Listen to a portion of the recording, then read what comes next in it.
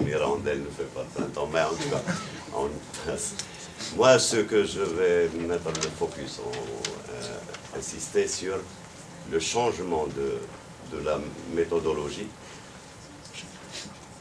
Comme l'avait dit France Fanon, Saint-Géo continue à suivre les sentiers battus. Maintenant, il y a des chercheurs dans le monde arabe, comme l'était Edouard Saïd, qui avait initié Culture et impérialisme. La première, dans les années 80, l'orientalisme, c'est une critique de fond et structurelle de ce rapport de fascination et de haine, comme vous l'avez dit. Il y a la résistance intellectuelle de la part du monde arabe et de l'Afrique. Moi, j'appartiens aux deux. On ne raisonne plus en termes de la physique de Newton, mais on est passé au quantique pour emprunter les anciens paradigmes de John Hopkins. Ça, c'est la perpétuation, la reproduction de cette domination. Comme la fin de l'histoire s'est avérée de Fukuyama, s'est avéré un feu de paille, mais en tout cas, la réalité est supérieure à toutes les approches. C'est qu'il faut prendre d'autres moyens qui sont plus pluriels ou multiethniques, dans le sens de, comme Jacques Ancel avait dit, la logique métisse. Il faut l'appliquer, il faut prendre la place. C'est pas toujours aller dans les sentiers, c'est-à-dire ingurgiter tout ce qu'on nous donne, parce que tous les concepts, moi j'avais parlé au frère Hussiran de la sidatisation des États. C'est un concept, bon, une boutade que j'ai lancée. C'est qu'on injecte, au lieu du VHS, comme on l'a fait pour la Somalie. C'était le premier cobaye. On est passé à la Syrie maintenant, c'est pour déchiqueter le système immunitaire de la société. Comme ça l'est pour un corps humain, le VHS, ça c'est pour déchiqueter les États, diviser, pour continuer à régner. Et c'est les multinationales qui sont maintenant, qui mènent le jeu. Les États, on voit la Russie au Rhin, c'est les multinationales, c'est le gaz, c'est le pétrole, c'est leur stratégie qui cause toujours des pots cassés. Merci, et ça monsieur. continue. Merci. Il y avait une dernière main ici. Oui. D'abord, je voudrais remercier le conférencier et vous aussi, les copains, monsieur le président aussi. Merci. Et surtout, je reviens à la dame, parce qu'elle vous a fait des éloges en disant que ce n'est pas toujours évident, du jour au lendemain, de se lever comme ça et puis de donner une conférence. J'ai vraiment aimé vos propos et je pense que vous avez un futur. Il faut continuer dans la même voie. Je m'appelle Bruno Koudoua, je suis né gabonais, j'ai passé 20 ans au Brésil. Et là-bas, j'ai fait toute ma carrière, toutes mes études. Je suis donc docteur en linguistique, je suis donc un linguiste, un bantouiste. Et ce qui m'intéresse, c'est la question linguistique. Et là, quand j'arrive ici, ça fait, je suis à ma deuxième année, je suis allé déposer un dossier ici à l'Université Laval. Ça n'a pas marché, je n'ai pas été accepté. Et j'ai trouvé ma voie où? En Ontario. Je suis professeur à McMaster University. Là, je viens de publier 2 ouvrages. Le premier, c'est celui-ci. C'est une autobiographie qui raconte un peu le Gabon, du Gabon à Fortaleza au Brésil. Le deuxième, c'est la morphologie verbale du Lembama. C'est pour te dire qu'en fait, c'est une question de volonté politique et surtout des parents. Ça part de la maison. Si on t'a pas enseigné le boulot à la maison, tu ne pourras pas le parler dans la rue. Donc ça doit commencer par la maison, le papa, la maman. Et avant de passer à l'écrit, toutes les langues sont d'abord parlées. C'est une volonté personnelle. Donc c'est l'homme qui se lève et qui écrit un jour sa langue. Donc nous en Afrique, si on ne parle pas nos langues, si on les écrit, c'est parce que nous ne voulons pas, il n'y a pas de volonté politique pour le faire. Mais je peux t'assurer qu'il y a des professeurs, il y a des enseignants, j'ai des collègues en Afrique qui le font, qui font ce que je suis en train de faire. Seulement, tous n'ont pas le même potentiel de pouvoir divulguer cela et d'ériger une langue nationale. Comme on a des exemples en Tanzanie, vous avez le Kiswahili qui est parlé, n'est-ce pas? Au Congo, on parlait tout à l'heure du Lingala. Pourquoi ne pas transformer le Lingala en l'une des langues de l'éducation? Tout commence par l'éducation.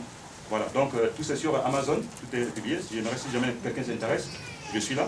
Et nous avons aussi une idée, c'est celle de préparer des conférences cette année, en mai, la journée de l'Afrique, Dr Ali et moi. Et on va passer le fascicule d'ici peu. Et c'était juste ça, juste un commentaire et des éloges. Merci, vous souhaitez la bienvenue. Merci, cher frère. Moi, j'avais juste un petit point à aborder. Vous avez parlé beaucoup de Camerounais, d'auteurs. Vous avez oublié un qui peut être très intéressant. Etunga Manguel, qui avait publié un livre sur est-ce que l'Afrique a besoin d'un ajustement culturel, qui posait les questions dans les années 70 déjà, de ce problème du relativisme culturel. Je ne sais pas qu'est-ce qu'il devient, est-ce que vous le connaissez? Et puis il y a un deuxième point, c'est vrai qu'on voit bien que ça apparaît, il y a un besoin ardent de discuter au niveau du COPAC, au niveau des Africains.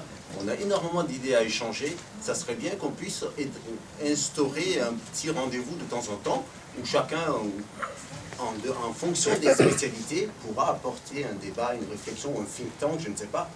Moi, je suis par exemple politologue, j'ai énormément de questions sur l'État, sur la construction de l'État en Afrique, sur les problèmes d'hybridation.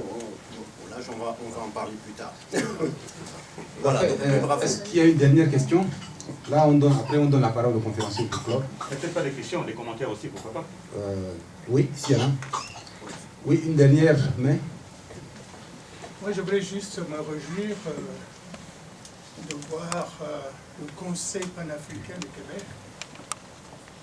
Comme étudiant en 65, à l'Université de Montréal, ici, nous avons tenté un tel cénacle, et nous n'avons pas pu. Moi, je voulais juste, je félicite celui qui m'a invité, et je vous félicite pour mettre en place cet instrument qui va nous apporter des choses. Je finis par... Je ne me suis pas présenté, c'est le révérend docteur Jean Baïtouli. Je ne sais pas si depuis 65 que je suis ici, est-ce que je suis encore tchadien? Je vais féliciter donc le conférencier. Je vais m'étendre un peu sur un des intervenants en citant un dictateur en Afrique. Mais vous avez remis le pendule à l'heure.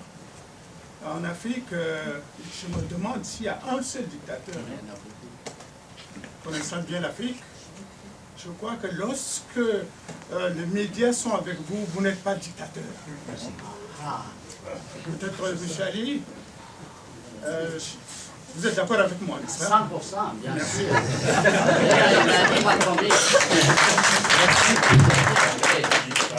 Merci beaucoup. Je vais redonner la parole au conférencier pour une dernière intervention conclusive.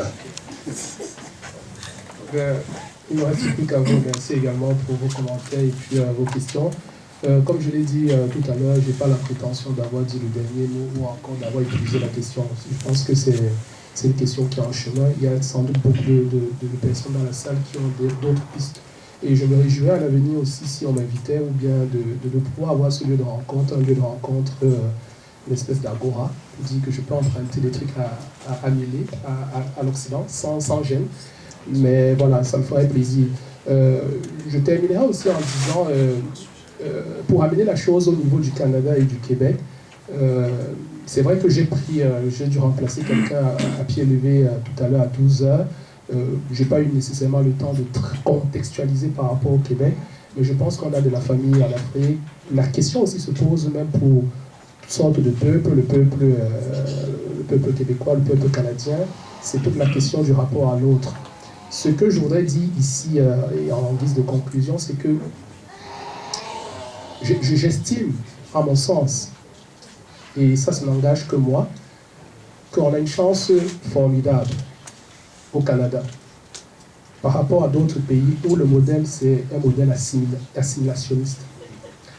Je pense qu'on a une chance ici à la fois de nous approprier ce qui constitue une richesse pour nous et d'entrer dans une espèce de dialogue, d'intégration bidirectionnelle où on peut justement, dans ce contexte comme celui-ci, pouvoir apporter quelque chose et recevoir sans se faire violence.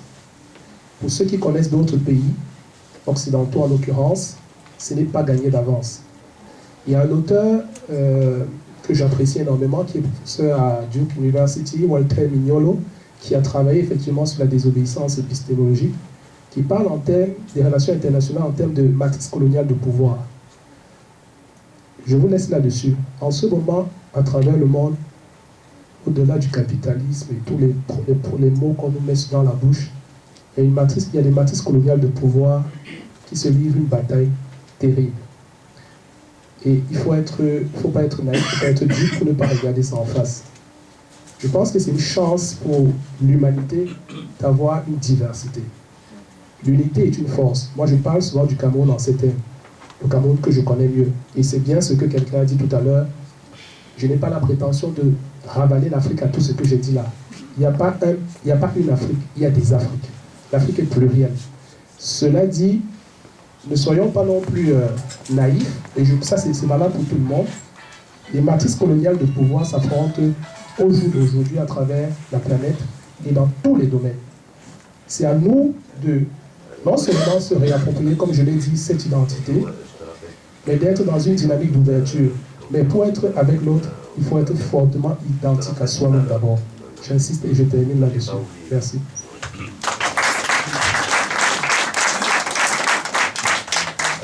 Merci.